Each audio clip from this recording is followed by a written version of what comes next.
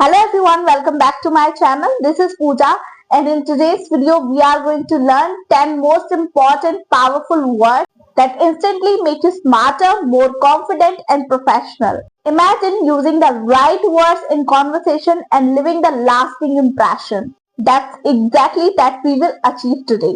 Make sure you will watch this video till the end because every word matters a lot.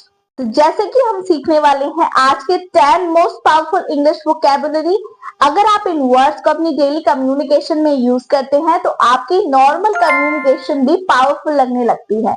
English बोलते time अगर हम सही words use करें तो हमारी इंग्लिश में एक नया टच आने लगता है, राइट? तो आज की वीडियो में हम सीखने वाले हैं बहुत ही इंपॉर्टेंट इंग्लिश के वर्ड। तो वीडियो को लास्ट तक जरूर देखना। And yes, if you're watching this video very first time, please hit the subscribe button and share this video to your friends and family. So without getting any delay, let's dive right to in this video. So guys, these are the 5 most important English words, right? बात करते हैं सबसे पहले वाले की जो है reluctant. Okay? हम इसको डिटेल में समझेंगे, इस वर्ड को कैसे यूज करना है, किस प्रोनाउंसिएशन में यूज करना है, किस सिचुएशन में यूज करना है और लास्टली विद एग्जाम्पल। ठीक है, तो सबसे पहले समझते हैं कि रिलक्टेंट का मीनिंग क्या होता है और किस तरीके से हम इस वर्ड को यूज कर सकते हैं। इसका मतलब होता है मन ना होना। ओके, आपकी इच्छा नहीं है पर आपको वो काम करना पड़ रहा है मजबूरी में। ओके, रिलक्टेंट का मतलब होता है मन ना होना और आपको करना पड़ता है मजबूरी में। तो इस सिचुएशन में आप इस वर्ड का यूज करेंगे। एग्जाम्पल के थ्रू समझते हैं। एग्जाम्पल है मेरा बाहर जाने का मन नहीं था। ओके, तो इसको आप कैसे यूज करेंगे? I was reluctant to go outside, मतलब मेरा बाहर जाने का मन नहीं था फिर भी मैं बाहर गया। तो किसी काम की इच्छा ना होना या मन ना होना उसके बावजूद भी आपको वो काम करना पड़े, तो उस सिचुएशन में आप इस वर्ड को यूज करेंगे रिलक्टेंट, राइट? रिलक्टेंट का सिंपली मीनिंग है मन ना होना। Got it? बात करते हैं नेक्स्ट वर्ड। बात करते हैं नेक्स्ट वर्ड की गाइस, जो है ओवरवेल्म्ड। इसको एक सिंपल डेफिनेशन में समझते हैं कि ओवरवेल्म्ड का मतलब क्या होता है। तो गाइस, ओवरवेल्म्ड का मतलब होता है बहुत ज्यादा टेंशन या प्रेशर में आ जाना। जब काम, टेंशन और फीलिंग कंट्रोल से बाहर हो उस टाइम हम इस वर्ड का यूज करेंगे। अगर हम कह सके उसको एक वर्ड में डिफाइन करने को तो हम उसको बोलेंगे व्याकुल। ठीक है, प्रेशर में आ जाना, टेंशन में आ जाना, आउट ऑफ कंट्रोल, ओवरवेल्म्ड का मतलब होता है। एग्जाम्पल के थ्रू समझते हैं। एग्जाम्पल है मुझे काम का बहुत प्रेशर लग रहा है। ओके, इसको आप इंग्लिश में बोलेंगे I feel overwhelmed with work. Okay, overwhelmed मतलब प्रेशर, टेंशन हो जाना किसी चीज के लिए, कंट्रोल से बाहर हो जाना। उस सिचुएशन में आप इस वर्ड को यूज करेंगे। Got it? बात करते हैं आज के नेक्स्ट वर्ड की जो है कन्वीनियंट। कन्वीनियंट को किस सिचुएशन में यूज करना है, इसका एग्जैक्टली मीनिंग क्या है, अच्छे से समझिए। Let's quick talk about the next word that is convenient. Convenient का मतलब होता है सुविधाजनक, जिसमें प्रेशर कम लगे। ओके, सुविधाजनक।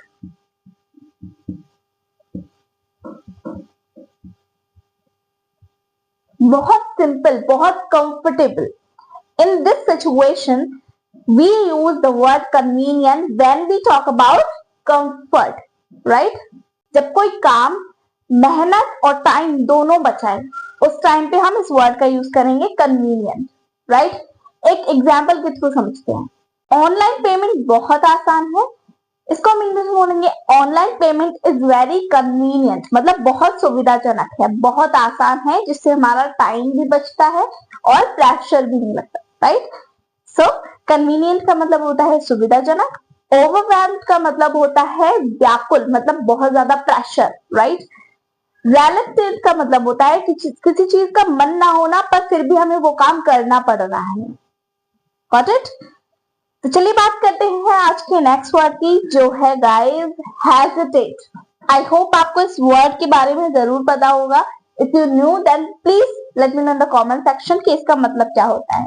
Okay, so let's quick talk about the next word that is hesitate. तो guys, hesitate का मतलब होता है झिझकना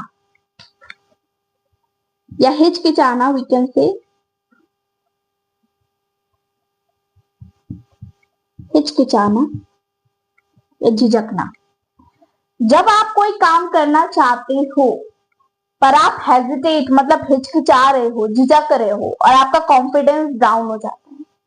जैसे कि आप इंग्लिश बोलना चाहते तो हो but when it comes to speak you stop speaking the word, right? आप हेजिटेट हो जाते हो।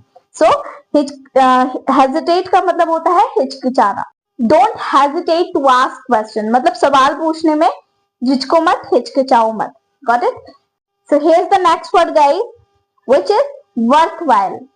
इसका मतलब क्या होता है? वर्थवाइल का मतलब होता है गाइस किसी चीज को टाइम देने लायक। If I define in a one word we can say उचित होना। किसी चीज को टाइम देना, फायदे का होना या उचित होना। वी कैन से सार्थक एज वेल। ओके, सो वर्थवाइल का मतलब होता है उचित होना। जब कोई चीज मेहनत के लायक हो we will call worthwhile. Example है ये कोर्स फायदे का है। This course is worthwhile, right? This course is worthwhile. बात करते हैं आगे के वर्ड्स की। तो बात करते हैं गाइस नेक्स्ट वर्ड की and that is eventually. Eventually का मतलब क्या होता है? इवेंचुअली का मतलब होता है गाइस आखिरकार। आखिरकार कहते हैं ना, अरे आखिरकार ये काम हो ही गया। ओके, सो इवेंचुअली का मतलब होता है, इसके एग्जाम्पल है आखिरकार तुम सफल हो ही गए। ठीक है, सो इवेंचुअली यू सक्सीड। तो इवेंचुअली का यूज हम करते हैं गाइस आखिरकार कहने के लिए। ओके, बात करते हैं नेक्स्ट वोकैबुलरी की एंड दैट इज मैनेज। नाम से ही आपको समझ में आ रहा होगा कि मैनेज का मतलब क्या होता है। मैनेज का मतलब होता है संभालना या फिर सही तरीके से रखना, मतलब मैनेज करना, संभालना।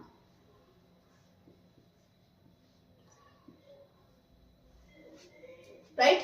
किसी चीज या किसी सिचुएशन को संभालना। जब आप सिचुएशन या टाइम को कंट्रोल में रखते हो so that will call manage. Example है, मैं अपना टाइम संभाल सकती हूँ। I can manage my time.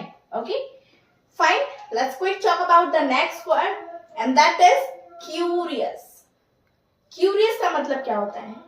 किसी चीज को जिज्ञासा दिखाना, किसी चीज के लिए जिज्ञासा। ठीक है, क्यूरियस का मतलब होता है जिज्ञासा। थोड़ा अच्छे से समझते हैं इसको। तो गाइस, क्यूरियस का मतलब होता है जानने की इच्छा रखना। मान लीजिए आप इंग्लिश लैंग्वेज सीखना चाहते हैं तो आप उस लैंग्वेज को सीखने की एक्साइटमेंट रखते हो, जिज्ञासा। ओके, किसी चीज को सीखने की एक्साइटमेंट रखना या किसी चीज को जानने की एक्साइटमेंट रखना, दैट्स कॉल्ड क्यूरियस। एग्जाम्पल समझते हैं। एग्जाम्पल है, मुझे इंग्लिश सीखने की इच्छा है। इसको आप इंग्लिश में बोलेंगे I am curious to learn English, मतलब मैं इंग्लिश को सीखने की इच्छा जता सकती हूँ या मैं बहुत एक्साइटेड हूँ इंग्लिश सीखने के लिए। Okay, so let's talk about the next word and that is confident. Confident का मतलब क्या होता है? तो गाइस, कॉन्फिडेंट का मतलब होता है आत्मविश्वासी। मतलब आप किसी चीज को करने के लिए पूरे कॉन्फिडेंट हो और आपको कोई भी डाउट नहीं है। ठीक है, मैं बोलूं कि मैं अच्छे से इंग्लिश बोल सकती हूँ, सो मैं उसको बोलूंगी I can speak English confidently, मतलब मुझे कोई भी डाउट नहीं है, मैं मेक श्योर हूं कि मैं ये काम कर सकती हूँ। सो कॉन्फिडेंट का मतलब होता है आत्मविश्वासी। हिंदी एग्जाम्पल, मेरी पर्सनैलिटी कॉन्फिडेंट है। ओके, इसको हम इंग्लिश में बोलेंगे आई हैव कॉन्फिडेंट पर्सनैलिटी, मतलब मैं हर चीज के लिए आत्मविश्वासी रहती हूँ। I am confident about everything. Got it?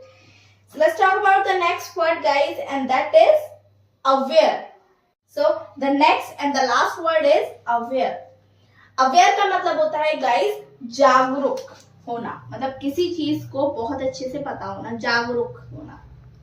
ठीक है, किसी चीज के लिए जागरूक होना मतलब आपको उस चीज के बारे में अच्छे से पता है, आप उस चीज के लिए जागरूक हो, तो आप यूज करेंगे अवेयर। एग्जाम्पल है, मुझे उस बात के बारे में नहीं पता, या फिर मैं बोलूं मैं उस बात के बारे में जागरूक नहीं हूं, मुझे नहीं पता, तो उसको इंग्लिश में बोलेंगे I am not aware about that. मतलब मैं उस बात के बारे में जागरूक नहीं हूं, मुझे नहीं पता, मैं उसको इंग्लिश में बोलूंगी I am not aware about that. Got it? So aware का मतलब होता है गाइस जागरूक, किसी चीज के बारे में पता होना या ना होना, that's called aware. Guys, these were 10 smart English words with pronunciation, Hindi meanings and examples. Just use it in your daily communication.